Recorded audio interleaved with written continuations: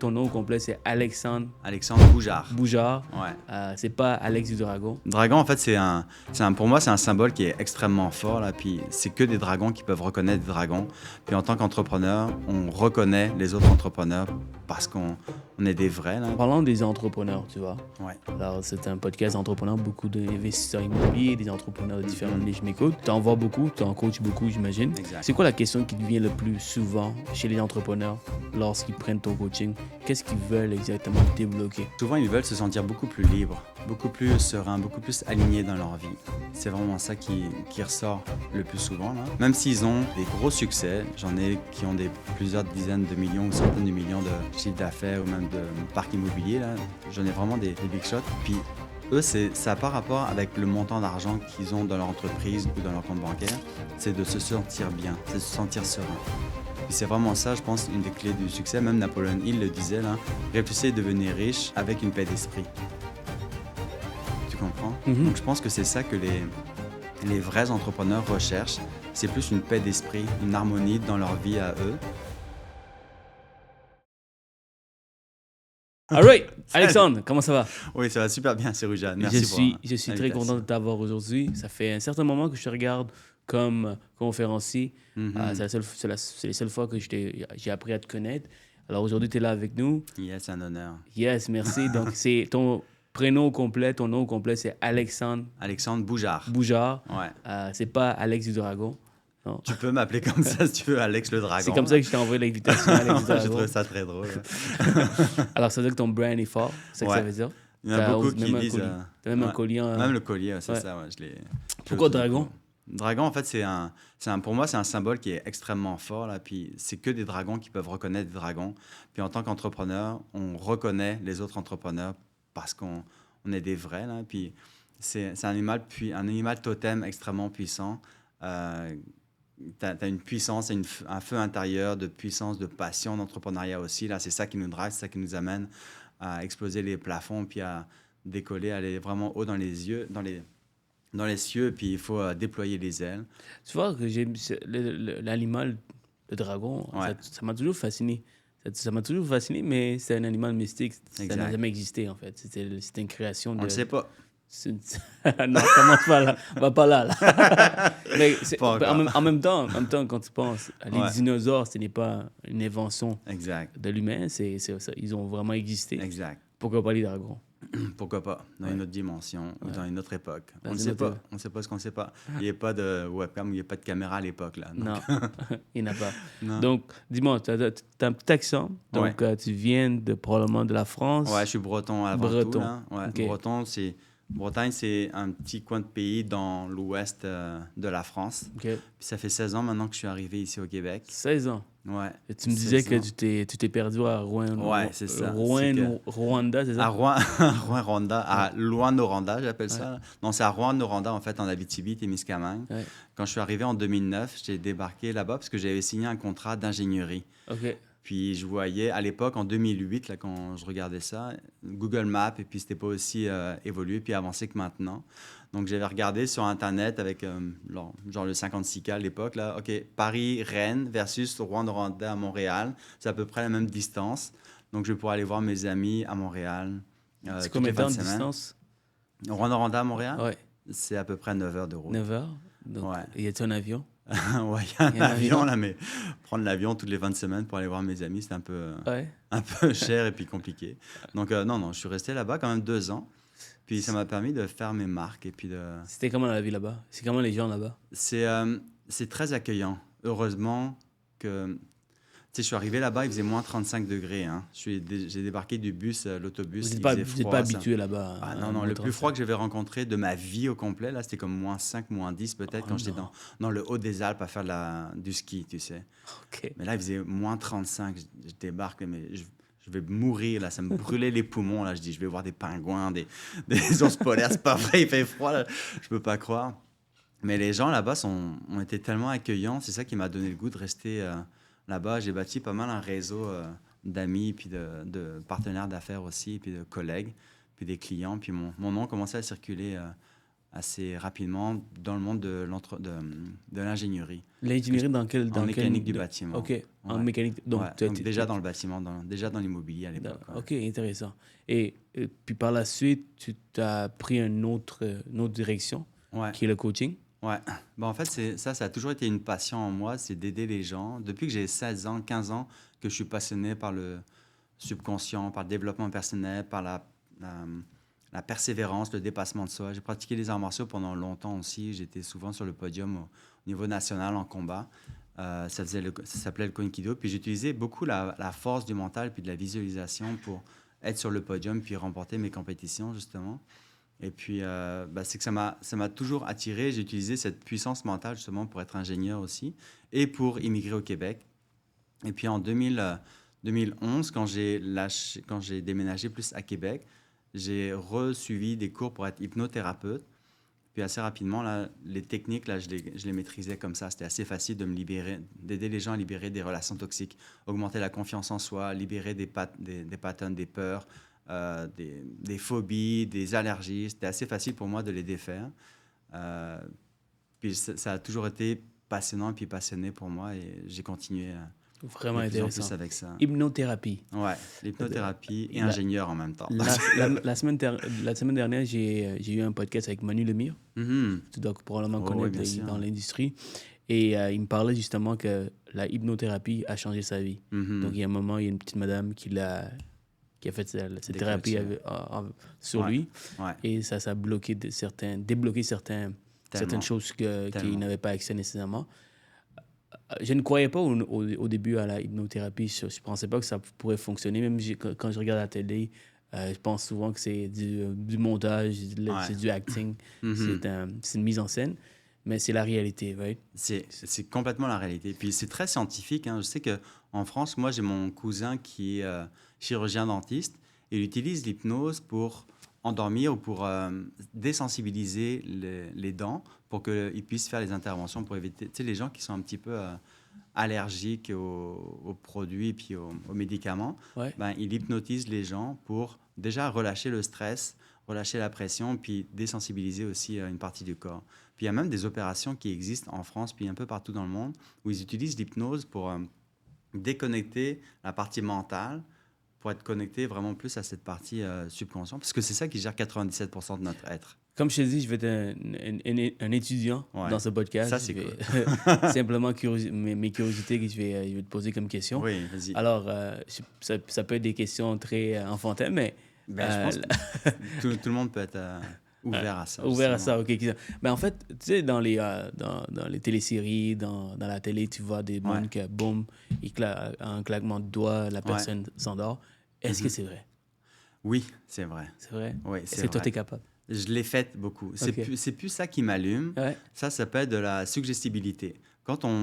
En fait, c'est que les personnes sont réactifs, plus ou moins. Il y a des gens qui rentrent en transe très facilement, puis il y en a d'autres, c'est un petit peu plus long et fait réchauffer parce qu'ils ont un mental très fort. Puis il y en a d'autres, ils ont juste le goût de s'amuser. Donc, quand on voit les gens qui font la poule sur la scène, par exemple, c'est comme une très petite fraction de la population. Il y a peut-être 1 à 2% des gens qui ont le goût de jouer, puis qui sont très réceptifs à l'hypnose et puis à la suggestibilité, puis qui vont sur la scène, puis qui peuvent faire n'importe quoi. Mais c'est pas ça. Parce que même, j'ai fait des spectacles avec des gens connus, mais moi, je n'étais pas capable de coller avec ce qu'ils disaient. Là. Pourtant, je fais moi-même de l'hypnose, tu comprends? Donc, c'est parce que j'avais pas le goût, puis je suis pas réceptif à ça.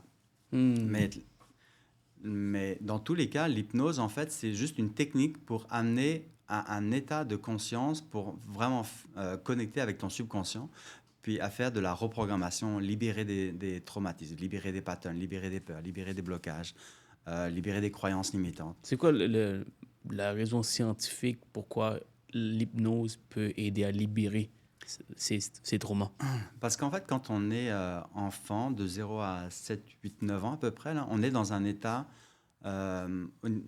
Au niveau cérébral, on a différentes fréquences cérébrales. Okay? Donc, quand on est en état de veille, comme on est toi et moi, on est dans un état bêta. Okay? Quand on s'endort, puis quand on regarde la télé, ou quand on est en train de méditer, ou quand on écrit, ou quand on est dans une activité très prenante, là, on rentre dans un état un peu plus second, un peu plus vaporeux, tu comprends? Tu sais, quand tu es dans le flow, quand tu travailles puis que tu es ultra concentré, là, tu es dans un état de flow parce que tes fréquences cérébrales sont un peu plus ralenties, tu sais. Puis quand tu t'endors, bah, tu commences à déclencher. Puis là, quand tu dors, tu n'es plus conscient de la réalité parce que tu es dans tes rêves et tout ça. Donc là, tu as tes fréquences cérébrales qui descendent, qui sont encore plus profondément ancrées. Donc tu as bêta, alpha, delta et theta. OK? Grosso modo, puis tu as des fréquences cérébrales à chaque fois. Quand on descend dans les fréquences cérébrales, on est plus connecté avec la puissance de notre subconscient. Donc, c'est là qu'on est capable de jouer. Quand on est enfant, en fait, je reviens à ça, c'est que de 0 à 7 et 9 ans, on est dans des fréquences cérébrales qui sont similaires au sommeil. Tu comprends? Et c'est quand on est enfant, c'est là qu'on emmagasine le maximum d'informations. On a des éponges. Donc, on est influencé par nos parents, on est influencé par l'environnement, on est influencé par... On peut avoir des situations, des pulsions, par exemple, de vouloir manger tout le temps, encore. Parce qu'il y a un moment donné, quand on était enfant, on était en demande alimentaire, puis on avait besoin de manger, puis ça a tardé avant de pouvoir manger. Donc, notre subconscient a développé un comportement qui fait comme « Oh, j'ai faim, il faut absolument que je mange », tu comprends? Mais quand on est influencé, ça c'est un exemple, mais quand on est influencé, par exemple, on évolue dans une famille qui n'a pas beaucoup d'argent, ou le père qui a été entrepreneur puis qui a fait faillite et tout ça, ben, ça se pourrait qu'avec les années qui passent, on développe des peurs de se lancer en affaires ou un pattern de faillite systématique parce que on a l'image qui est comme normale à l'intérieur de nous de bah, si on est en affaires, c'est difficile ou on va se planter financièrement ou c'est difficile de gagner de l'argent. Tu comprends? Parce que c'est ça qui configure notre identité puis notre monde imaginaire, notre monde intérieur. Et quand on évolue à partir de là, ben, on réalise à un moment donné qu'il y a des patterns. Puis quand on observe dans notre réalité des situations qui reviennent de manière récurrente puis qui nous dérangent où on ne va pas là où on voudrait aller, c'est parce qu'il y a des blocages intérieurs. Il y a des programmes qui datent depuis très longtemps puis qui nous limitent. Donc là, le fait d'amener les gens dans un état de conscience beaucoup plus bas, c'est que ça nous permet d'accéder à cette zone, à ce monde de conscience de notre réalité imaginaire intérieure qui est vraie, qui fait qu'on est capable de tout reprogrammer ça pour libérer ce potentiel. Donc, toi, ce que tu fais, c'est que tu upgrades ces programmes qui sont un peu, un peu vieilles. Exact, c'est ça. On va des vieux patterns. En fait, j'ai souvent l'image du... Tu sais, les disques vinyles, tu sais, les disques 33 tours, là, les noirs, je ne sais pas si tu as connu ça. Moi, j'ai connu ça. Mais c'est quand on vit dans notre réalité, qu'on vit les mêmes patterns, c'est comme si le diamant du sillon sur le disque, comme si le disque était rayé. Tu comprends? Le disque tourne, mais ça revient toujours au même sillon. Ça saute comme ça. Moi, mon but, là, c'est justement d'amener sur le sillon à côté, donc de libérer cette rayure inconsciente pour continuer à faire le cheminement. Tu comprends? Super intéressant. Quand on est en affaires, c'est parce qu'on veut atteindre, on veut réaliser des grands projets, on a des grands objectifs souvent, puis on veut atteindre des objectifs de liberté ou de D'où l'importance de faire extrêmement attention avec les enfants, quoi. Exact. Donc, de donner les bonnes leçons. Et à quel point c'est important de t'assurer que tes enfants ils prennent la bonne direction. C'est-à-dire, je comprends que c'est important, mais il y a des choses qu'on ne peut pas nécessairement prévenir, quoi. Quand on est un parent, puis on veut... J'ai pas d'enfant encore, mais c'est sûr que c'est dans mes objectifs de vraiment donner les bonnes voies à mes enfants. C'est quoi le conseil que tu donnerais à un futur parent de comment protéger ton enfant pour pas qu'il vive ce genre de situation, quoique il y a des choses qui sont hors de notre contrôle? C'est ça. Bah déjà, la première chose, c'est de ne pas culpabiliser. C'est d'être la meilleure version de vous et puis de donner le meilleur de vous. Puis on ne peut pas complètement libérer tous nos traumas puis tous nos blocages. Je pense que c'est impossible. Même moi, j'en ai encore régulièrement. C'est plus du fine-tuning. Au début, c'est comme plus du gros travail. Mais plus ça va, plus c'est du fine-tuning. Donc, on est de moins en moins affecté par ça. Mais forcément, on va transmettre des comportements, puis on va transmettre des croyances, on va transmettre des façons de penser, des réflexions aux enfants. Puis il n'y a pas à culpabiliser par rapport à ça. Ils ont leur cheminement aussi. S'ils sont ici, c'est parce qu'il y a des raisons et tout ça. Donc à partir du moment où vous donnez le meilleur de vous, puis vous faites tout ce qui est en votre pouvoir pour amener suffisamment d'amour, puis amener suffisamment de principes et puis des valeurs humaines fondamentales, après, ils vont se débrouiller avec ça. Il n'y a pas de stress à avoir ça.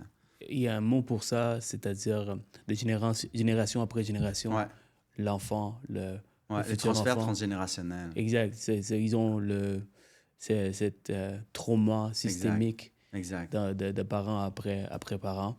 Alors, ça, c'est des choses qu'il faut réaliser pour pouvoir briser cette chaîne, en fait. Right? Donc, exemple, quelqu'un qui a une mentalité pauvre ou il est toujours pauvre, il dit que, bon, c'est à cause que mes parents sont pauvres que je suis pauvre, qu'il n'y a rien que je peux faire. Un exemple banal, mais du moment que tu réalises que ça peut être différent pour toi, tu peux être tu peux être la famille qui change pour les futures générations. Ça devient différent. Est-ce que les gens réalisent qu'ils ont des traumas? Est-ce que c'est quelque chose que tout le monde réalise? Ou parce que c'est très récent, dans les dernières années, que j'ai compris que, OK, on a vécu des traumas. C'est la raison pourquoi je suis la personne que je suis aujourd'hui. Évidemment, j'ai vécu... j'ai grandi au Sri Lanka. Je suis arrivé ici à l'âge de 8. Et au Sri Lanka, j'ai vécu une guerre civile. Donc, j'ai vécu plein de traumas qui ont peut-être affecté ma vie, la personne que je suis aujourd'hui. C'est-à-dire que qu'est-ce qui m'aide énormément, c'est de bien gérer le stress. Beaucoup stress pour des choses que moi, je trouve que c'est ridicule. Mais la réalité, c'est que ce n'est pas ridicule pour eux, puis je dois les comprendre. Exemple, problème d'argent. Pour moi, même quand j'avais des problèmes d'argent, ben, je me disais, OK, ben, je dois faire... En fait, comment je suis fait, c'est que je regarde toujours les choses de façon positive. Je mets jamais la faute sur personne, je regarde les choses toujours de façon positive. Pourquoi? J'ai aucune idée, mais je pense un peu à comment j'étais comme enfant. J'ai vécu dans une famille défavorisée. J'ai aussi eu un père qui était alcoolique. J'ai vécu la guerre civile. Donc, jamais j'étais dans un pays, dans un village pour trop longtemps. Je changeais d'école après école parce qu'on savait que la ville allait se faire bombarder. Et j'ai vécu dans un camp de réfugiés. Donc, j'ai vécu tout ça très jeune. Donc, est-ce que ça peut être le cas? Je me dis que oui. Peut-être que non. J'ai aussi vécu de l'intimidation quand j'étais plus jeune ici au Québec.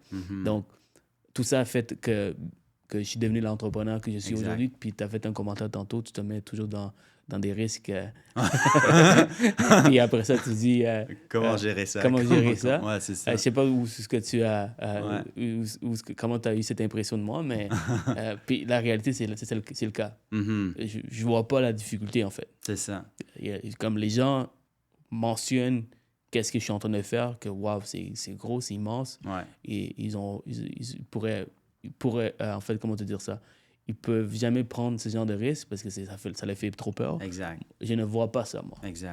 C'est ça, c'est que les personnes ont une vie unique à eux, puis toi, tu as eu une vie très intense de ta plus tendre enfance, qui a fait en sorte que ça t'a forgé un certain caractère, un certain comportement interne pour dire tout est possible. J'ai vécu la guerre, je peux organiser un événement à 3000 personnes, c'est rien par rapport à la guerre que j'ai vécue où j'ai failli mourir et tout ça régulièrement. Donc là, en fait, c'est comme notre système nerveux est tellement développé à survivre à certains traumatismes qu'après, dans notre réalité externe, c'est vraiment proportionnel. Tu comprends? Mais ce que je remarque souvent, c'est les blocages ou les situations de notre passé nous amènent à une certaine drive dans notre réalité d'entrepreneur actuel. Donc, cette période de transition-là, ça nous a permis, ou ça t'a permis de développer des compétences humaines, des compétences relationnelles, des compétences entrepreneuriales que tu n'aurais pas été capable de développer si tu n'avais pas eu ces situations intenses dans ta vie passée. Mais par contre, si tu perçois que tu vis un stress actuel quotidien, alors que tu n'as pas... on est à Montréal, on n'est pas au Sri Lanka, il n'y a pas de guerre civile, puis on est relax. Donc, si tu as encore ce feeling de stress permanent, ben, moi, je considère ça un blocage, dans le sens où ça limite ton potentiel à aller encore plus loin, tu comprends? Qui fait que si tu le ressentais plus, ce feeling de stress ou d'hypervigilance, ou c'est ce qui est présent en toi, si ça n'existait plus en toi, qu'est-ce que ça permettrait de réaliser? Encore des plus grandes choses. Tu comprends? Donc, ça t'a permis de développer des compétences extraordinaires. Mais là, aujourd'hui, tu n'en as plus besoin. Puis justement, c'était ce qui t'a permis de te donner la drive, ça se pourrait que c'est ce qui te freine aujourd'hui, même dans ta croissance future. Je te donne un exemple d'un autre ordre d'idée. J'ai un de mes dragons, c'est comme ça que j'appelle mes clients là. Dans mon mastermind, des entrepreneurs visionnaires, j'appelle mes dragons visionnaires affectueusement. Moi, j'ai pas d'enfants, mais c'est un peu comme mes enfants. Donc, je leur donne beaucoup d'amour, je leur enseigne beaucoup de techniques pour justement être la meilleure version de eux et tout ça. Donc, ça vient de mon cœur, puis j'aime vraiment beaucoup ça. Puis j'ai un de mes dragons, à un moment donné, il se faisait étiqueter comme quoi c'était un pervers narcissique. Mais lui, c'était comme plus fort que lui. Puis que ce soit en amour, que ce soit en affaires, que ce soit dans les relations, il y avait comme un comportement qui était comme nuisible. Ou vu de l'extérieur, c'était nuisible. Et moi, je dis, ce mec-là, s'il est embarqué dans l'entrepreneuriat visionnaire, c'est parce qu'il a un bon fond, il y a un beau potentiel. Puis on a fait une session ensemble de coaching. Et un peu comme tu disais, c'est qu'il a développé ce comportement pervers narcissique à son insu. Parce qu'en fait, quand il était plus jeune, il avait manqué d'amour.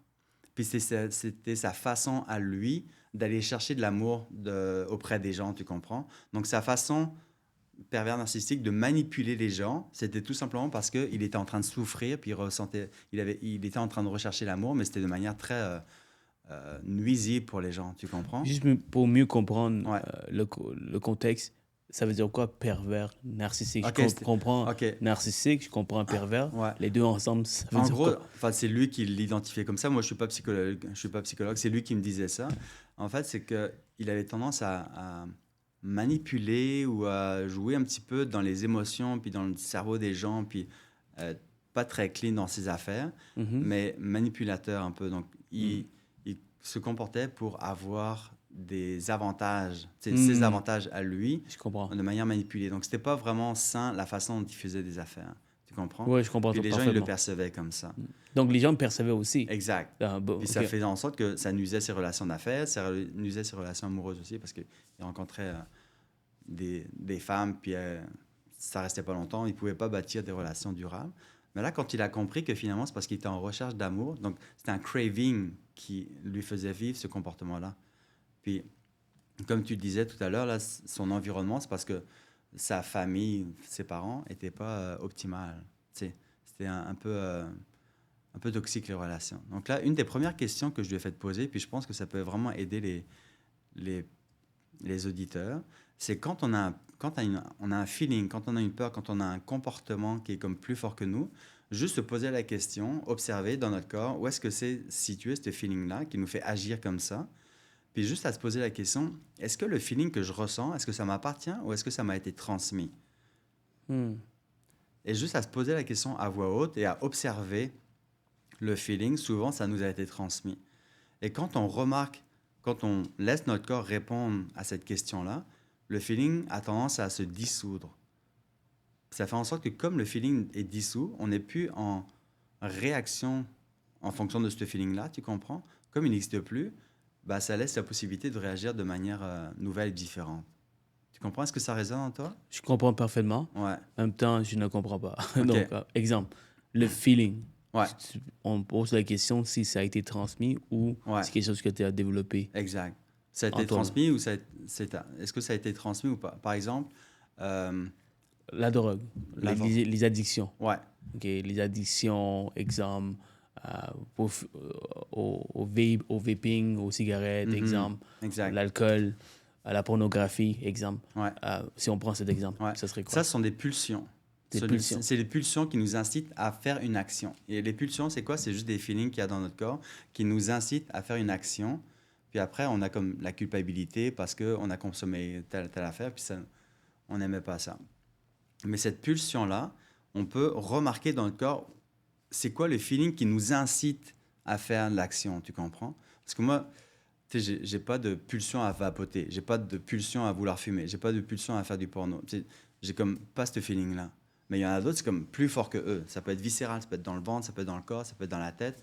Donc quand on perçoit, on observe notre corps, notre feeling dans le corps qui fait l'action, on observe, OK, est-ce que ce feeling-là, ça m'appartient ou ça ne m'appartient pas? Ou ça m'a été transmis? Puis après, on peut même aller un peu plus loin. C'est quoi qui se cache derrière ce feeling-là? C'est quoi le manque qui a besoin d'être comblé par ce feeling-là? C'est quoi la peur qui existe? De ne pas être à la hauteur ou c'est la peur de de faire des erreurs, ou c'est le stress peut-être. OK, puis quand on connecte avec la raison ou l'origine de pourquoi est-ce qu'on vit ce feeling-là, là, on peut vraiment se le défaire, soit par se poser des questions, soit par l'hypnose, soit simplement, on imagine pour vrai que ce feeling-là existe, on le prend et puis on peut le pelleter, on peut l'envoyer vraiment loin dans le soleil ou n'importe où, tu comprends? Est-ce que les gens réalisent, est-ce qu'ils sont capables de facilement trouver d'où vient cette pulsion, d'où viennent ces réactions? C'est pas nécessaire. C'est pas nécessaire d'aller chercher l'origine de pourquoi est-ce qu'on vit ça. Parce que le passé n'existe plus, le présent n'existe pas. La seule chose qui existe, c'est comme maintenant. Tu comprends? Quand tu es arrivé tout à l'heure, c'était tout à l'heure. Là, tu es avec moi. Tu comprends? Donc, le moment où tu étais arrivé tout à l'heure, il n'existe plus. Tu comprends ce que je veux dire? Donc, la seule chose qui existe, c'est le maintenant. Puis le maintenant, c'est le feeling que l'on vit maintenant, sur lequel on peut travailler. Donc, si on a une pulsion, si on a un blocage, un traumatisme, c'est comme si c'était une mémoire qui était encramée dans notre système nerveux autonome qui a besoin de déclencher, de libérer, tu comprends? Puis c'est juste maintenant. Notre corps, c'est juste maintenant. Le passé, hier, ça n'existe plus, puis demain, ça n'existe pas encore. C'est juste là que ça existe. Donc le feeling, c'est comme maintenant. Ce qui fait en sorte qu'on active ce feeling-là, c'est un souvenir mental d'une situation, puis ça se fait tellement automatiquement, c'est comme tout... C'est comme spontané, c'est tellement intelligent de notre subconscient puis notre système nerveux autonome, c'est que ça s'active spontanément. Donc, on n'a pas besoin de savoir d'où ça vient parce que c'est enregistré quelque part. Donc, on se dit, OK, c'est quoi le feeling? Est-ce que ça m'appartient ou pas? Souvent, ça ne m'appartient pas. Puis, c'est comme instantanément, ça relâche. Puis, quand on relâche ça, bah, ça fait en sorte qu'on n'a plus besoin de reproduire le même comportement ou c'est atténué ou peut-être que ça va changer. Quel genre de pratique, quel genre d'exercice qu'on peut faire? Parce que j'imagine que c'est pas facile, comme tu le dis. Ouais. Ça prend du temps, ça prend de la pratique, comme n'importe quoi. Exact. Qu'est-ce qu'on peut faire exactement pour pouvoir travailler là-dessus? Ce qu'on peut faire, c'est déjà la première chose pour toutes, là, c'est d'émettre les intentions. Une intention, c'est comme un objectif. Même si on ne sait pas d'où ça vient, même si on ne sait pas comment faire pour s'en défaire, juste le fait d'écrire notre intention, c'est que ça ancre dans notre système nerveux la destination que l'on veut accomplir. Comme toi, par exemple, à organiser tes événements, l'événement Elevate, tu as écrit ton intention ou le plan de comment créer ça. Puis toi, tu l'avais visualisé. Tu sais que c'est exactement ça. Tu sais, la première fois que tu l'as faite, tu ne l'avais jamais faite avant. Mais à un moment donné, tu l'as faite. Donc, qu'est-ce qui a fait en sorte que tu l'as créé, organisé? Parce que tu as tout configuré. Pourquoi est-ce que tu l'as faite? Pourquoi est-ce que c'était important? À qui tu t'es adressé? De quelle manière est-ce que tu voulais que ça se passe? Avec qui tu voulais travailler? Comment ça allait coûter? Tout ça. Tu as tout établi. Ça, c'est une genre d'intention. C'est-à-dire, parti de rien, tu as écrit toute la configuration, tout ce que tu voulais, pour que ça se matérialise dans la réalité. Tu comprends? Ouais. Donc, pour tout, c'est pareil. Donc, si on a des blocages, des peurs, des doutes, juste à mettre l'intention de se dire, OK, je décide maintenant de me libérer de ce blocage-là, ou la peur de perdre de l'argent, ou la peur de faire des erreurs, ou la peur de... Je décide de me libérer de tout ça, ou je décide d'atteindre tel objectif ou tel résultat, puis que ça se fasse de la manière la plus parfaite qui soit pour moi, pour mon plus grand bien, pour le plus grand bien de tout, c'est l'univers. Parce que ça, c'est vraiment important, d'émettre des intentions qui sont positives, comme tu disais tout à l'heure. C'est l'art de la visualisation. Ouais. L'intention, c'est... Next level. Ça, c'est la première étape là, de la visualisation, c'est déjà d'émettre les intentions. Parce que, visualisation et intention, c'est pas pareil? Non. C'est quoi la différence? En fait, les intentions, c'est la destination que tu vas écrire, que tu vas configurer comme il faut. Puis la visualisation, c'est le fait d'immerger tout ton corps, puis tout ton système nerveux, puis tout ton monde intérieur pour que ça devienne ta réalité normale. Tu comprends? Parce que quand on a un grand rêve, c'est comme « wow, c'est impossible ». Ben, il y a comme une résistance, il y a une séparation entre notre rêve et puis notre réalité. Tu comprends? Donc, quand on fait de la visualisation, c'est comme si on faisait un genre de saut quantique, okay, de cet objectif-là. Mais pour que cet objectif-là soit vrai, ben, il faut avoir émis l'intention d'abord que c'est ça que tu veux créer. Tu comprends ce que je veux dire? Donc, en gros, c'est vraiment le mix entre tout ça. Donc, une des pratiques qu'on peut faire, c'est l'intention. L'intention. C'est la première chose à faire, c'est écrire ton intention. Y a-t-il d'autres techniques de plus? Il y en a plein. Il y en a plein. Moi, je sais que j'ai un audio que je fais, que je partage, que vous pouvez retrouver sur dragonly.com/focus. C'est un audio, je ne sais pas si tu l'as écouté, à 3 voix de neuroprogrammation, justement, pour définir la meilleure version de soi au niveau entrepreneurial. pour devenir inarrêtables, pour devenir solides. J'en ai qui ont doublé leur chiffre d'affaires 3 mois de suite parce qu'ils ont comme reprogrammé leur subconscient. Tu comprends? Est-ce que c'est possible qu'une des choses que je disais à Manu, c'est que j'ai peur d'aller vers un hypnothérapeute, justement pour que ça débloque mes traumas qui m'aident actuellement à foncer dans la vie, tu vois. C'est ça. Imagine que je m'en vais là, puis là, tout d'un coup, je deviens super stressé de la vie. C'est ça. Ça me fait peur. Est-ce que je te pose la question, ça peut arriver aussi, l'hypnothérapie où ça débloque des choses qui sont des qualités que tu as développées à cause de tes traumas.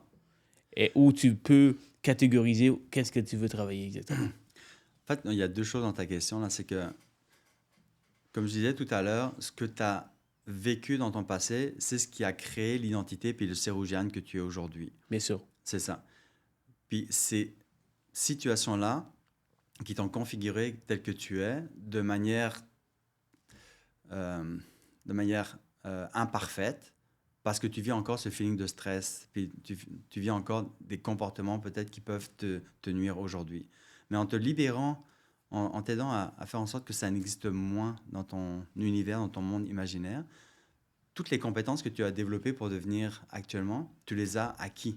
Tu sais, c'est comme si tu goûtais une pomme, là, tu ne peux pas la dégoûter parce que tu l'as goûtée une fois. Tu comprends? Tu sais, elle a ce goût-là. Donc, tu sais ce que c'est. Donc, ce n'est pas parce qu'il n'y a plus de pommes que tu vas plus sentir ce goût-là. Tu comprends ce que je veux dire? Qui fait que quand je t'aide à optimiser tout ton être, ben là, tu deviens encore une meilleure version de toi. Et quand tu deviens une meilleure version de toi, ben, tu deviens plus serein. Puis là, tu attires les meilleures personnes. Tu es plus en connexion avec l'univers ou tu es plus en connexion avec ton essence unique. Puis tu es plus en corrélation, en vibration avec ce que tu veux vraiment attirer dans ta vie de manière beaucoup plus facile et puis légère. Donc, en gros, c'est que tu vas être la meilleure version de toi parce que tu n'as plus ces boulets qui te retiennent. Intéressant. Ouais. Donc, cette peur-là qui te retient, justement, c'est en te libérant de cette... Si cette peur-là n'existait plus, qu'est-ce que ça te permettrait de réaliser? Bien sûr. Beaucoup Et plus de choses. parlant des entrepreneurs, tu vois. Ouais. Alors, c'est un podcast entrepreneur, beaucoup d'investisseurs immobiliers, des entrepreneurs de différentes niches m'écoutent. Tu en vois beaucoup, tu en coaches beaucoup, j'imagine. Exact. C'est quoi la question qui te vient le plus souvent chez les entrepreneurs lorsqu'ils prennent ton coaching? Qu'est-ce qu'ils veulent exactement débloquer? Souvent, ils veulent se sentir beaucoup plus libres, beaucoup plus sereins, beaucoup plus alignés dans leur vie. C'est vraiment ça qui ressort le plus souvent, là. Même s'ils ont des gros succès, j'en ai qui ont plusieurs dizaines de millions ou centaines de millions de chiffre d'affaires ou même de parc immobilier, là. J'en ai vraiment des big shots. Puis eux, ça n'a pas rapport avec le montant d'argent qu'ils ont dans leur entreprise ou dans leur compte bancaire. C'est de se sentir bien, c'est de se sentir serein. Puis c'est vraiment ça, je pense, une des clés du succès. Même Napoléon Hill le disait, là, réfléchissez à devenir riche, mais avec une paix d'esprit. Tu comprends? Donc je pense que c'est ça que les vrais entrepreneurs recherchent. C'est plus une paix d'esprit, une harmonie dans leur vie à eux. Parce que comme je disais, il y en a qui ont atteint des sommets drivés par des peurs, par devoir prouver à quelqu'un qu'ils étaient capables de réussir. Mais ce qui les a drivés, ça les draine en même temps parce qu'ils ne sont pas heureux. Ils se réveillent en pleine nuit, ils sont stressés, ils ont comme beaucoup de... Quel genre de véhicule négatif qu'ils ont amené avec eux? Exemple, ils ont manqué, ils n'ont pas nécessairement investi du temps avec la famille. Ça peut être un véhicule négatif qu'ils ont amené avec eux au détriment du succès. C'est ça. Alors, qu'est-ce que tu entends le plus souvent? Il y en a beaucoup qui ressentent de la culpabilité de devoir travailler très fort sur leur entreprise et puis pas avoir passé assez de temps avec leur famille. Ouais. Est-ce que tu dirais que c'est une grande partie des entrepreneurs? Il y en a quelques-uns là-dedans. Mais comme je disais, c'est vraiment au niveau de la sérénité puis du stress. Là, puis il y en a qui... Ça se voit pas, là, la santé mentale de l'entrepreneur. C'est assez tabou là, dans notre milieu. Là, puis surtout avec les réseaux sociaux et puis tout.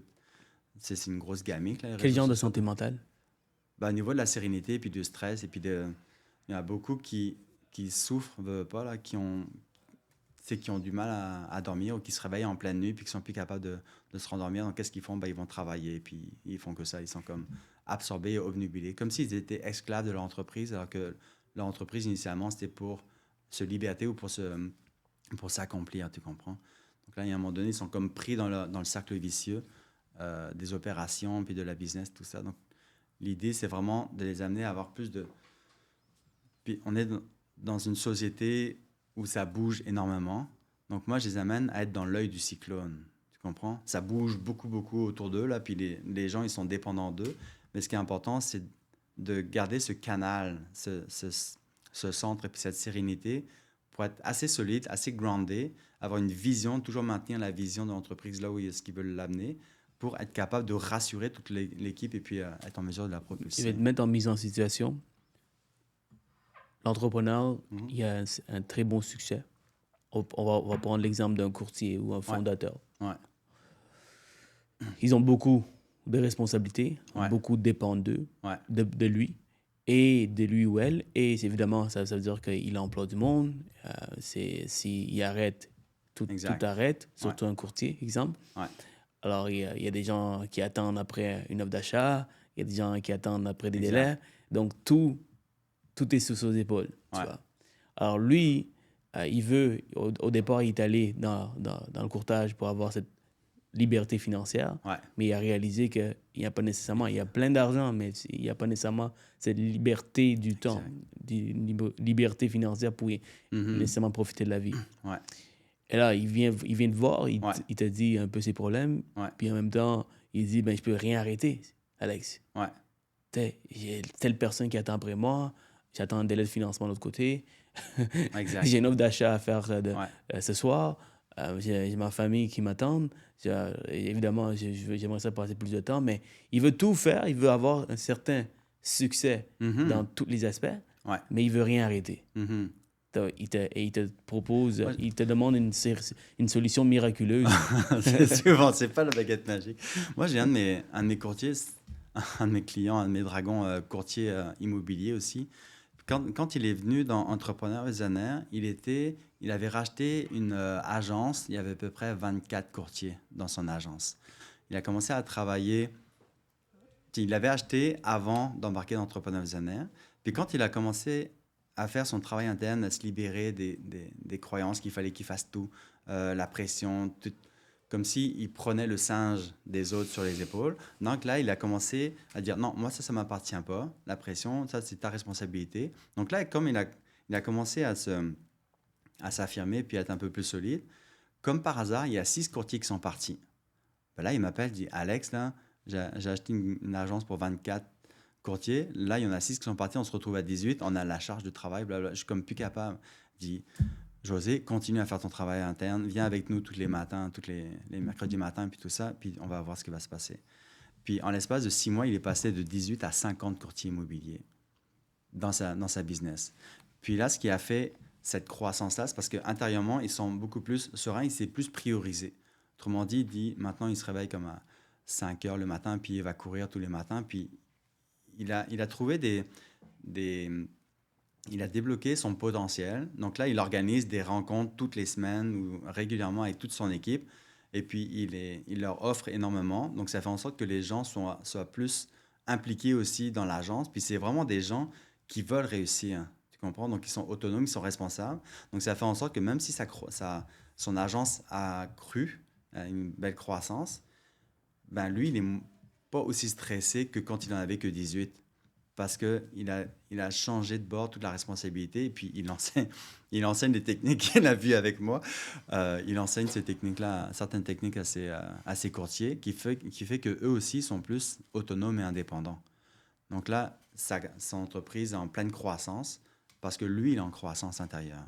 Tu comprends ce que je veux dire? Je comprends parfaitement. Le lien donc, pour simplifier les choses, pour récapituler un peu ce que tu as dit, il a délégué une grande partie de son stress pour dire non, stop, c'est pas ma responsabilité, c'est toi qui dois gérer. Mais au départ, il avait cette culpabilité où s'il ne le prenait pas, mais les gens vont probablement lui faire sentir mal ou il va se sentir mal de ne pas avoir gérer la situation. Pourtant, c'est la responsabilité de l'autre. Exact, c'est bien ça? Oui, exact. Donc, il culpabilisait de laisser les autres faire ce qu'ils devaient faire. Là. Donc, il prenait on appelle ça prendre le singe sur les épaules. Donc là, il stressait, puis... en fait, c'est de devenir le leader qu'il a besoin d'être pour aider la personne sans que lui ait besoin de trouver la solution pour eux. C'est de poser les bonnes questions.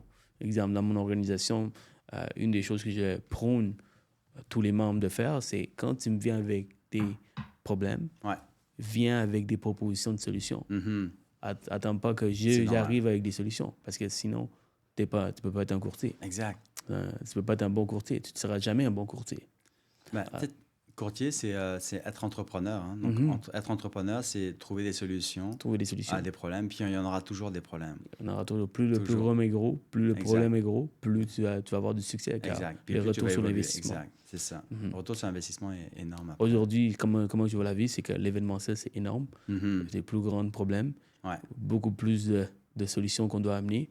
Mais si je suis dans ma tête, si je réalise à déchiffrer, à trouver toutes les solutions à mes problèmes que je vis actuellement, mais les résultats vont être énormes aussi. Exact. C'est comme ça que j'ai eu les grands noms dans mon pod, c'est qu'on a déchiffré des plus grandes solutions aux problèmes que j'avais. Exact. Puis tu avais une équipe qui est impliquée aussi pour ton succès. Là. Parce que toi, tu as une vision claire, tu sais où est-ce que tu vas amener ton agence, tu sais où tu vas amener Elevate aussi, donc c'est assez bien. Le leadership, c'est quelque chose que je prends énormément, c'est quelque chose qui me passionne, qui me rend obsessif. C'est-à-dire, j'ai toujours apprécié, étudié les grands hommes de ce monde qui ont passé à travers cette ère. Du mauvais au meilleur, tu vois. Des pas bons au meilleur, c'est-à-dire des Adolf Hitler, même si c'était un mauvais homme, tu vois. Il a fait des choses dégueulasses dans la société, mais pourquoi cet homme a été suivi par des millions de personnes? Exact. Pourquoi des millions de personnes l'ont suivi? Exact. C'est quoi, qu'est-ce qu'on peut étudier de cette personne, puis transférer ça à une bonne énergie, tu vois? Complètement. Pourquoi tous les présidents de ce monde ont été élus? Pourquoi Napoleon Hill a écrit un livre? Pourquoi Napoléon, comment s'appelle l'autre? Alexandre, comment il s'appelle lui qui a envahi plein de pays en Europe? Napoléon. Napoléon, c'est Napoléon Bonaparte, puis Alexandre le Grand. Oui, Alexandre le Grand, exact. C'est-tu le même?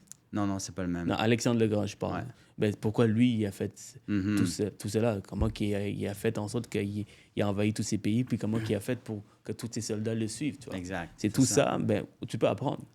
Complètement. Tu commences à étudier ces gens-là, ces grands hommes-là, tu peux apprendre. Donc, le leadership, c'est quelque chose qui me passionne, et c'est une des choses que j'ai compris, c'est que tu dois mener par l'exemple. Exact, complètement.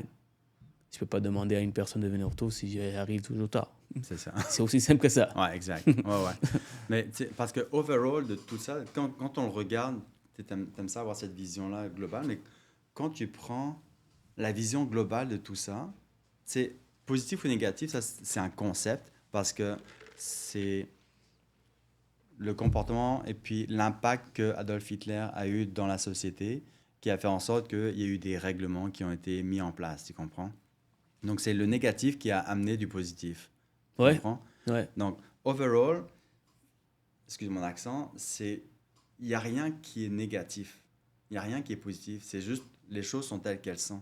Tu comprends? C'est les situations qui ont amené d'autres résultats. Puis d'autres situations qui ont amené encore d'autres résultats. Je comprends. Donc, sur le coup, c'est comme, oh, c'est atroce, tout ça. Puis on comprend, puis on est très affecté par tout ça. Mais d'une autre manière, c'est grâce à ces situations-là qu'il y a eu des changements dans notre société, puis qu'on vit dans un environnement qui est beaucoup plus serein puis paisible. Tu sais, à Montréal, il n'y a pas de guerre, donc on a de la chance par rapport à ça. Tu comprends? On apprend des autres. Parce qu'il y a eu des règles qui ont été établies, parce qu'il y a eu des situations qui ont été trop extrêmes. La brutalité policière. Exact. La raison pour qu'on est sensible à ça, puis que les gens n'acceptent plus, c'est qu'il y en a eu plusieurs. Exact. On a appris de ces moments, certainement. De tout, donc, on ne souhaite pas, mais quand ça arrive, on apprend de ces événements. Ouais. Puis souvent, c'est dans des situations... Tu sais, quand tu fais la musculation, là, il faut que quand tu forces, là, ton muscle, c'est quand tu n'es plus capable de soulever la charge. Donc, quand c'est difficile, que c'est là que tu te renforces le plus. Donc, dans nos vies, souvent, c'est ça. C'est dans les situations extrêmes ou dans les situations plus difficiles ou challengeantes que c'est là que ça nous incite à développer des compétences de résilience, de puissance, puis d'être capable de dépasser ça. Mais la vie, elle nous amène toujours des situations qu'on est capable de surmonter tout le temps. Et pourquoi tu penses qu'il y en a plusieurs que c'est la fin du monde pour eux? Ils arrivent à un moment, dans une certaine situation, qu'ils disent... Tu sais, j'en connais plusieurs que aussi, chaque chose, c'est dramatique. Mm-hmm. C'est la fin du monde. Ouais. Et que pour eux, ils ne sont pas capables de passer à travers ou deviennent très affectés émotionnellement. Ouais. Pourtant, c'est un état d'esprit. C'est un état d'esprit tout le temps. Ouais, c'est un état d'esprit, un état émotionnel, mental. Il y en a qui aiment ça. Il y en a qui sont, il y en a qui sont identifiés au malheur. Il y en a qui sont identifiés aux problèmes. Tu penses? Aux maladies. Bah oui. Ouais. Identifiés au malheur. Au malheur. Ouais. Tiens, un exemple tout simple. Moi, j'ai rencontré quelqu'un une fois. C'était avant que je fasse les Dragons Libres. Et puis, cette personne-là, ce monsieur-là, il était tout le temps malade. Tout le temps. Et puis, il avait une santé vraiment très faible. Puis, quand on a commencé à travailler ensemble, ce qu'il a remarqué, c'est que quand il était plus jeune, quand il était malade, sa mère prenait soin de lui. Donc là, son subconscient, il a dit, OK, quand je suis malade, c'est que les gens m'aiment. Donc là, son subconscient a fait en sorte que quand il était adulte, il était tout le temps malade parce que son subconscient avait fait le lien, c'est un ancrage, entre maladie et amour. That's it. Tu comprends? Wow. Donc des fois, les gens sont bien dans leur malheur parce qu'il y a toujours une raison profonde de pourquoi est-ce que les gens vivent comme ça. Donc des fois, ils ne veulent pas se libérer de ça parce qu'ils sont habitués, parce qu'ils sont confortables là-dedans, parce qu'ils sont pris par pitié ou parce qu'ils sont aimés, parce qu'ils sont aidés, parce que ceci, parce que... Donc c'est pas de la chance, en fait, qu'ils vivent des malheurs. C'est qu'ils vont vers le malheur. C'est ça. Des fois, c'est inconscient, c'est un choix. C'est un choix inconscient d'aller vers là parce qu'il y a une raison de profonde. Parce que je n'ai jamais compris ceux qui me disent tout le temps, ah, c'est aux jeunes, et tout m'arrive, il y a toujours des bad luck qui m'arrivent tous les jours. Ouais. Alors, tandis que moi, même si je le vois, en fait, même si je vis dans mon organisation, dans les problèmes que j'ai, je ne vois pas comme un malheur. C'est juste un problème que je dois résoudre, que je dois trouver une solution. Exact. Alors, quand quelqu'un me pose la question, tu vis-tu des malheurs? Non, j'en ai pas. Non, c'est ça. C'est des problèmes que j'ai. Tout ça, c'est une perception de la réalité. C'est pas la réalité. Tandis que l'autre personne, il voit ça comme des malheurs. Exact. Des belles que tout lui arrive. Exact. Et il y en a qui vont framer leur identité. Exact. Que, je sais pas pourquoi, je suis pas chanceux, il y a plein de choses qui m'arrivent. Ça m'arrive toujours. Ça m'arrive toujours. Ça m'arrive toujours. C'est toujours à moi que ça arrive. Exact. Ah, bah là, mon pneu a crevé. Bah oui, ça pouvait arriver qu'à moi. Bah oui, ils sont identifiés à ça. Exact. Ouais. Mais parce qu'ils se complaisent là-dedans. Parce qu'ils sont habitués à ça. Puis ils prennent pas la responsabilité. Puis c'est leur perception de la réalité. Comme toi, tu as un pneu qui est crevé. Tu dis, bon, je vais être en retard. Je vais appeler. Tu vas prendre la responsabilité de ta vie. Puis tu vas faire des changements. Ouais. Genre d'autres. Parce que la parole crée. Même si c'est drôle. Parce que mettons, cette situation arrive. Je vais rentrer au bureau, puis je vais parler à mon équipe. Exemple, c'est pas le cas. Je vais parler à mon équipe pour dire, hey, j'ai eu une crevaison. Ah ouais, t'as une crevaison, mon Dieu, t'es pas chanceux. Deep. Non. Le fait, là, c'est mon pneu a crevé. C'est fini, mais je suis dans d'autres choses maintenant. C'est ça. Mais pour eux, c'est comme, oh wow, ils vivent à travers moi des émotions. Exact, parce qu'ils projettent la situation à leur propre réalité. Puis, tu sais, c'est instantané, c'est très rapide, là, toute la situation qui se passe, parce qu'ils font des amalgames. Ah oui, moi, quand j'étais plus jeune, j'ai fait telle affaire. Ah oui, et puis si jamais ça m'arrive, je ne serais pas capable. J'ai pas les mains. Ma voiture, elle n'a pas outillé. Tu sais, il y a comme plein d'histoires qui reviennent instantanément. Juste parce que tu as dit qu'il s'était passé ça pour toi. Parlons de l'anxiété. Quelqu'un qui vit dans le futur et qui a peur. Du futur. Il a peur du futur. Donc, il y a un dicton qui dit, quand tu vis dans le passé, tu vis la dépression. Quand tu vis dans le futur et tu as peur du futur, tu vis l'anxiété. Comment qu'on peut prévenir l'anxiété? Il y a des monde qui doivent certainement venir te voir pour l'anxiété, tu vois. Exemple, j'ai quelqu'un de très proche à moi, que cette personne, elle a peur de la vie justement à cause de l'anxiété. Elle pense toujours à qu'est-ce qui peut arriver. Exemple, je vais ailleurs, je vais dans un autre pays, c'est fais attention, blablabla. Puis ça crée l'anxiété. Exemple. Donc, comment tu peux aider ce genre d'individus qui ils veulent pas nécessairement le vivre, mais ils sont brainy pour vivre pas mal tout le temps. Ben, tout ce qui est maladie comme ça ou comme anxiété, tout ça, déjà, je pense qu'il faut aller voir un médecin. Moi, je suis pas un médecin, un psychologue ou quoi, donc si jamais il y a de l'anxiété, il faut aller voir un professionnel de la santé pour ça, c'est important. OK. Puis après, au niveau plus mental ou plus imaginaire, souvent les peurs que les gens peuvent avoir, c'est dû à des expériences de leur vie présente ou passée, tu sais. Donc, il y en a qui anticipent un peu trop le futur avec toutes sortes de scénarios, mais basés sur des expériences du passé. Mais comme je disais tout à l'heure, le futur, il n'existe pas encore, puis le passé, il n'existe pas. Il n'existe plus. Il y a juste maintenant qui se passe. Donc, c'est juste des projections mentales du futur qui fait en sorte qu'on vive ça. Donc, il y a des techniques, notamment avec l'hypnose, justement, pour aller libérer tout le feeling du stress que les personnes peuvent avoir en lien avec ça, tu sais. Intéressant. Ouais. Donc, l'hypnose peut certainement aider ces individus. Il y a d'autres techniques comme l'EFT aussi qui est vraiment efficace. EFT? EFT, Emotional Freedom Technique, technique de libération émotionnelle. Il y a des certifications pour ça, puis c'est très, très puissant. On peut regarder sur Internet aussi. Il y a il y a le EMDR aussi qui est pas mal utilisé par les militaires. EMDR, c'est Eye Movement Desensitization Reaction, un truc dans le genre. En gros, c'est de faire bouger les yeux, mais ça, il faut vraiment faire affaire avec un professionnel pour ça, de faire bouger les yeux d'une certaine manière pour désensibiliser les souvenirs ou les pensées que les gens peuvent avoir. Donc, il y a plein d'outils qui existent justement pour défaire l'anxiété. Puis les feelings d'anxiété, les gens, ils veulent noyer ça, comme tu disais tout à l'heure, là, par des pulsions, par des comportements, par des addictions. C'est que l'alcool, que ce soit le pote, n'importe quoi, pour geler ces feelings-là. Mais quand on est accompagné pour défaire ce genre de feeling-là, bah, les pulsions n'ont plus besoin d'être là, de compensation, tu comprends? Donc, on peut libérer. Il y en a qui disent qu'il faut changer des mauvaises habitudes par des nouvelles habitudes, des bonnes habitudes. Et c'est ça que tu me dis actuellement? Ouais. Ça, c'est la partie gestion. On sait que quand on a encore ce comportement interne, puis qu'on fait des actions extérieures de changement d'habitude, par exemple, bah, si le feeling est encore là, il va toujours gagner. C'est toujours lui qui va gagner. Mais par contre, si tu changes ce qu'il y a à l'intérieur de toi, au niveau des émotions puis des feelings que tu as, si tu changes ça, le comportement extérieur va être plus facile à adopter parce que tu vas plus être en réaction. Tu comprends? Ça va être plus facile de te mettre à faire du sport parce que tu n'as plus ce stress interne. Comment tu forces le feeling à changer? Ben, on ne le force pas, on l'accompagne. En fait, le subconscient, c'est comme si c'était un enfant de 5 ans qui est extrêmement intelligent.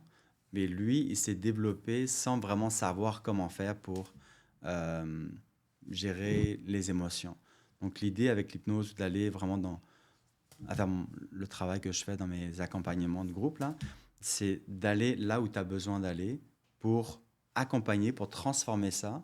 C'est la neuro-reprogrammation, donc pour reprogrammer ce qui est à l'intérieur de la personne pour faire en sorte que ça n'existe plus après.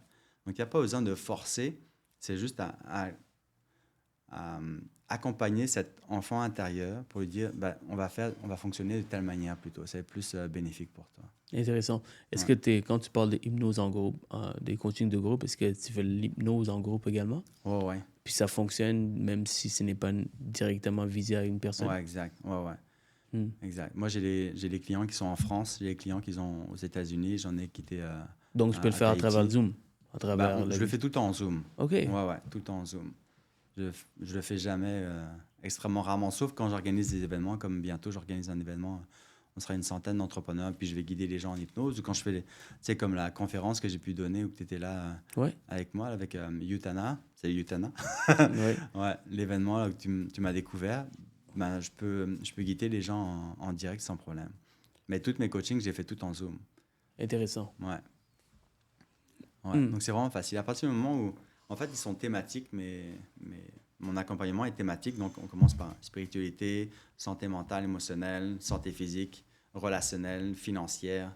Puis, quand on passe à travers tout ça, chaque session est thématique. Donc, la séance d'hypnose, elle va être directement en lien avec le thème en question. Parlons de la spiritualité. Oui. Est-ce qu'il y a des mondes qui sont plus spirituels que d'autres? Ben, comme tout. Comme tout. Maintenant, est-ce qu'on peut développer la spiritualité? Bien Et sûr. c'est quoi la spiritualité? Ouais. Déjà, toute première chose, là, ça n'a rien à voir avec la religion. OK. C'est vraiment indépendant de ça. La spiritualité, c'est vraiment comme une foi dans moi j'appelle ça notre essence unique, puis en l'univers, là, c'est quoi ta raison d'être ici sur Terre, mettons. Toi, ta mission, c'est d'élever les entrepreneurs, d'élever les courtiers immobiliers à être la meilleure version de eux, puis à les inspirer. C'est pour ça que tu organises des événements majeurs, puis avec ta business, c'est vraiment de pouvoir aider les gens à acquérir plus d'immeubles. Toi, c'est ta passion. Là, tu es le meilleur là-dedans. Tu es excellent là-dedans. Moi, c'est élever les consciences des entrepreneurs pour les amener à propulser à un autre niveau. Ça, c'est ce qui me nourrit intérieurement. Le matin, je me réveille, je pense à ça. Le soir, je pense marketing, juste pour amener plus de conscience dans la vie des entrepreneurs, pour les amener à être la meilleure version de eux. Moi, c'est ça qui me drive, tu comprends? Donc, c'est comme si j'avais trouvé ma voie, puis je le mets à fond dans la réalité, dans la réalité concrète, dans ma business, tu comprends? Donc, la spiritualité, c'est vraiment la connexion à quelque chose qui est plus grand que toi, puis tu fais ce qui est comme plus fort que toi pour le plus grand bien commun. Tu comprends? Mm-hmm. Donc, moi, c'est vraiment ça, cette connexion à l'univers, puis je prends vraiment le temps d'habiter mon corps, puis d'être en hyper présence tout le temps pour percevoir c'est quoi qui a besoin, qu'est-ce que j'ai besoin de faire aujourd'hui qui va répondre à ma raison d'être ici sur Terre. Et tous les jours, tu peux le faire. Ouais, exact. Oh, oui, tous les jours. Tous les jours, à chaque instant. Parce qu'il y en a beaucoup qui oublient un peu la raison d'être, oublient un peu pourquoi ils le font. Ouais. Ils le font juste simplement parce que c'est ce qu'ils ont à faire. C'est ça. Ils sont pris dans les opérations, puis ils ont oublié un petit peu leur raison. Déjà, si tu développes la spiritualité, même si tu as toutes ces opérations, toutes ces responsabilités, tu peux aller chercher un certain bonheur là-dedans. Oui. C'est pour ça que les moines... Un accomplissement, tout ça. Il y a certaines religions qui prônent un peu beaucoup plus la spiritualité que d'autres, dont le bouddhisme et l'hindouisme, si je ne me trompe pas. Ouais. Mais je pense que toutes les religions, le fondement de toutes les religions, c'est une plus grande force. C'est comme Dieu, Bouddha, je ne le connais pas, mais Allah, il y a comme une force qui régit tout. Quand tu réalises, il y a comme quelque chose qui a construit toutes les planètes, tous les systèmes solaires, qui a fabriqué, qui a harmonisé tout ça, qui a construit ça, qui a créé le métal de ça, là, qui a créé les herbes, qui a créé les plantes, qui a créé tout ça. Il y a pour moi, je suis convaincu qu'il y a quelque chose de magique, de très puissant qui crée tout ça. Puis nous aussi, on est bâti, on est créé à partir de cette force-là. Tu comprends? Donc, si on se rend compte aujourd'hui, c'est parce qu'il y a une raison d'être de pourquoi est-ce qu'on est là aujourd'hui.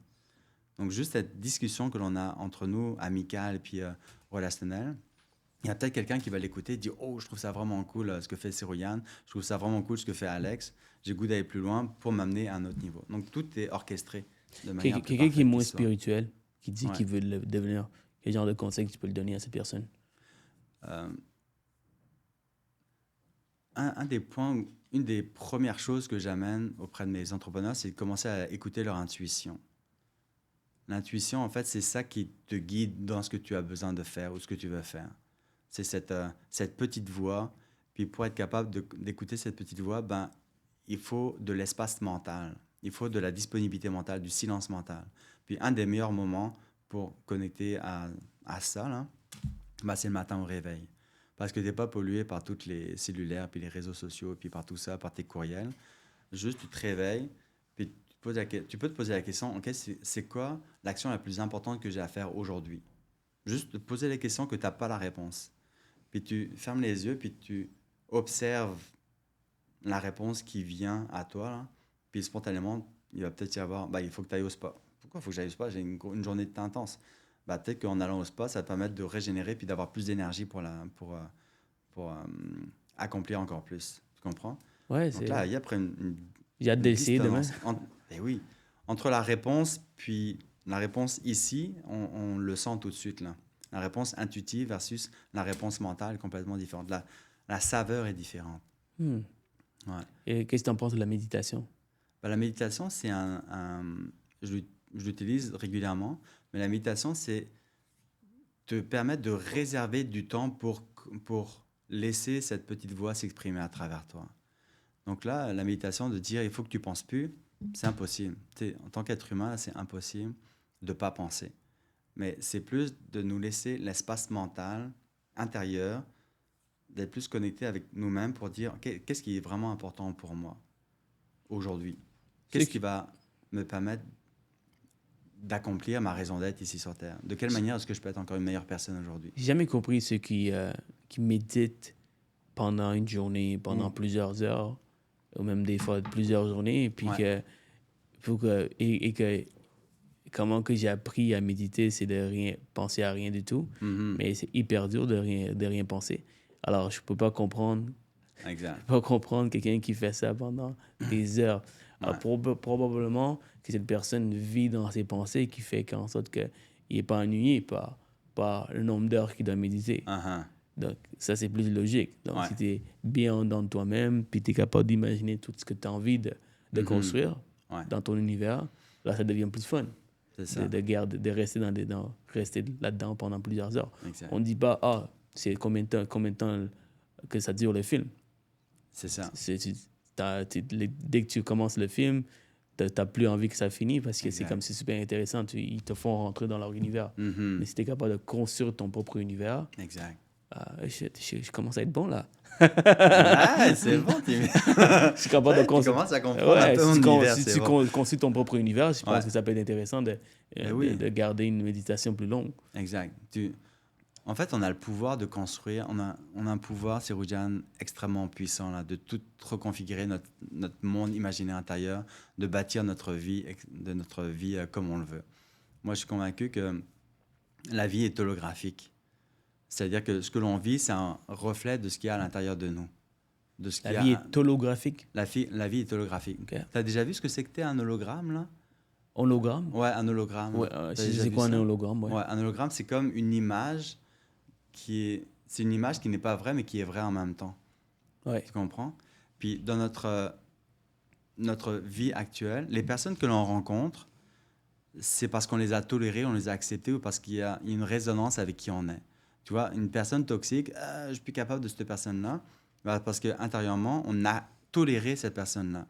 Mais quand on se libère de la raison de pourquoi est-ce qu'on l'a tolérée, quand on coupe le lien, par exemple, avec la personne toxique, ça se pourrait que la personne, même si elle était toxique, elle ne nous affecte plus. Tu comprends? On n'accepte plus ça, on la tolère plus dans notre vie. Donc, naturellement, elle va partir. Et tu l'as déjà rencontré, tu l'as déjà vécu dans ta vie. Les amis que tu as il y a 15 ans ne sont plus les mêmes que ce que tu as aujourd'hui.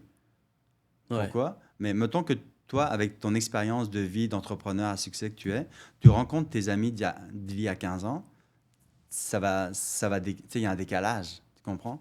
Ben, parce que toi, tu es évolué. Naturellement, c'est ça c'est quelque chose que j'ai vu depuis quelques années où j'avais des amis où j'ai grandi avec eux au secondaire et qu'on était ultra proches, ou on peut dire inséparables. Mm-hmm. Puis on a grandi jusqu'au collège ensemble, université ensemble. Puis finalement, quand je suis rentré dans l'entrepreneuriat, du moment que je commence à être très occupé, et que ses amis, bon, évidemment, au début, ils m'invitaient pour passer du temps avec eux, d'aller au restaurant, de faire des trucs, mais de moins en moins, j'étais disponible. Mm-hmm. Puis, naturellement, on s'est séparés.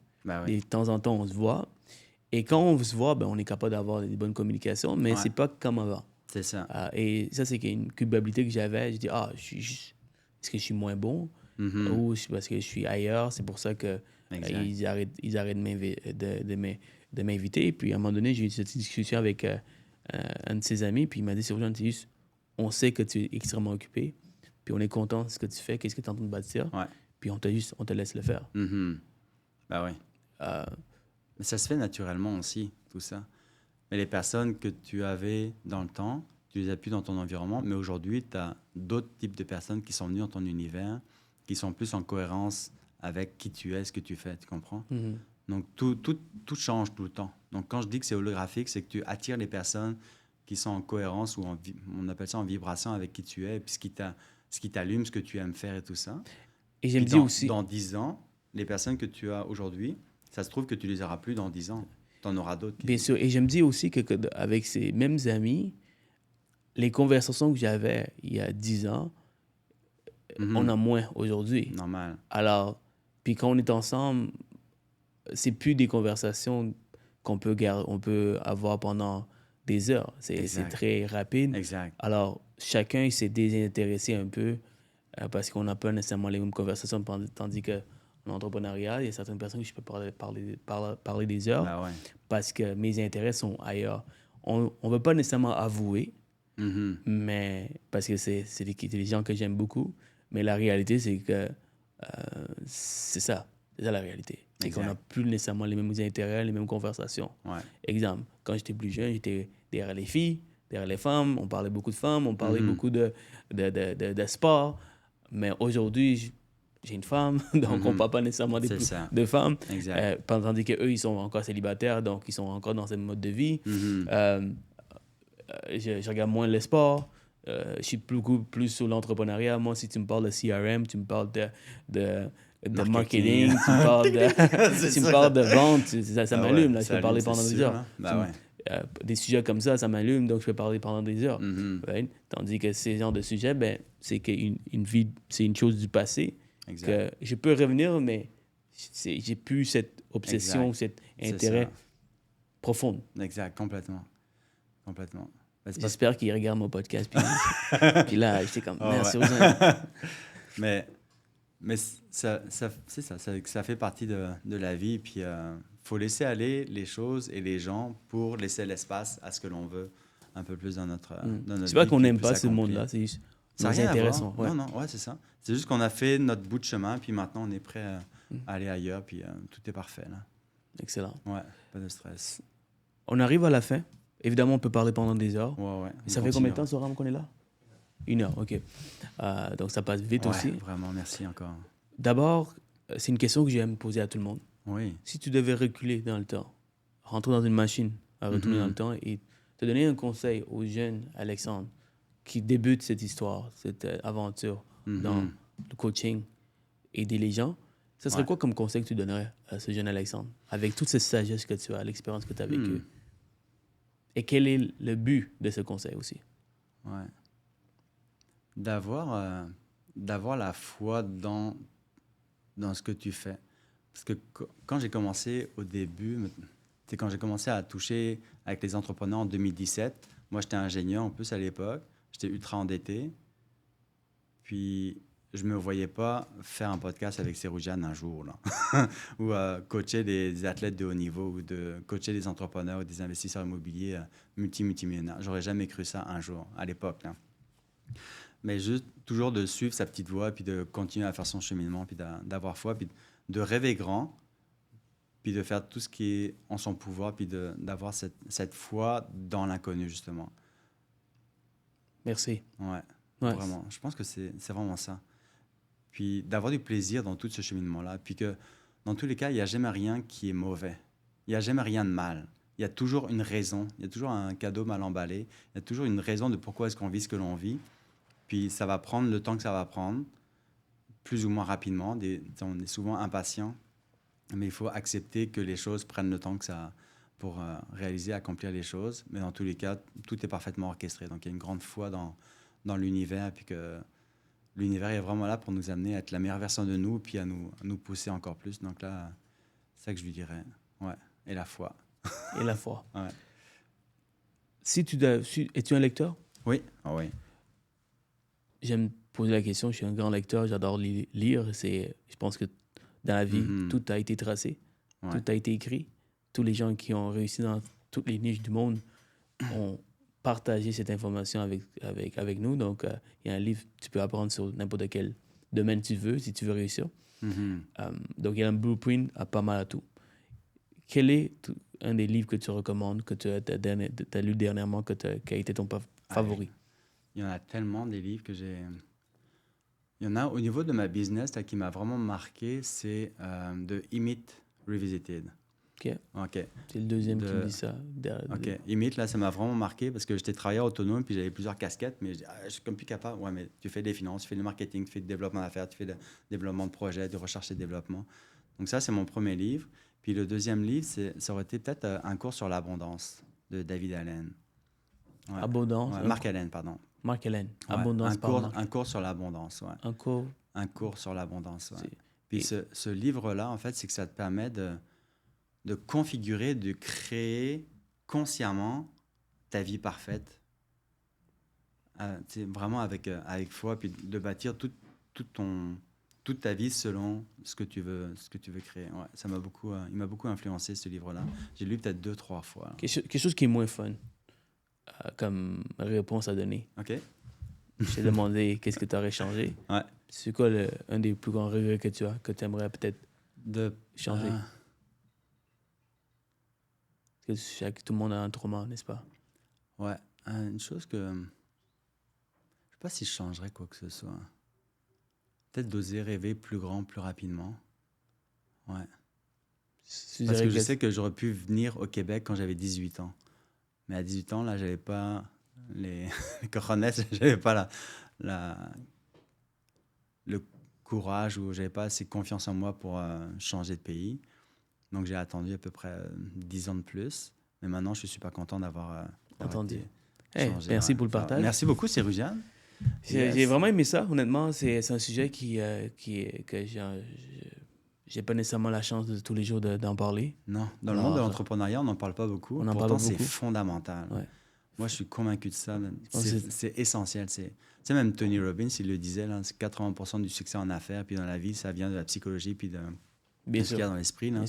Puis la majorité des gens, ils mettent toute leur énergie sur le 20%, stratégie, business, parce que c'est ça qu'ils sont capables de maîtriser ou d'apprendre plus facilement. Mais il y a un moment donné où ils vont frapper un mur. Puis ce mur-là, c'est au niveau de la psychologie. Donc c'est pour ça qu'après, ils viennent me voir. Mais s'ils venaient me voir à débloquer tout ce potentiel-là dès le début, les stratégistes, ils exploseraient toutes. Là. Parlons de venir te voir. Ouais. Les gens, s'ils veulent te contacter, ça serait comment? Ils peuvent me contacter par courriel, alex@dragonly.com, m'envoyer un courriel. Ou il y a un audio que j'offre gratuitement qui s'appelle dragonly.com/focus. Puis c'est un audio à 3 voix qui a été téléchargé des milliers de fois. Puis ça change réellement des vies. Là, on parlait de vision board tout à l'heure. Là, c'est un genre de vision board, mais audio, à 3 voix. Puis tu vas l'écouter, tu vas l'essayer pendant 21 jours. Ça dure juste 7 minutes. Mais pour vrai, ça va vraiment te reprogrammer. Puis ça va calmer ton stress. Puis j'ai hâte de l'écouter. Merci beaucoup, Alex. Merci, Jeanne. J'apprécie beaucoup. Et à la prochaine.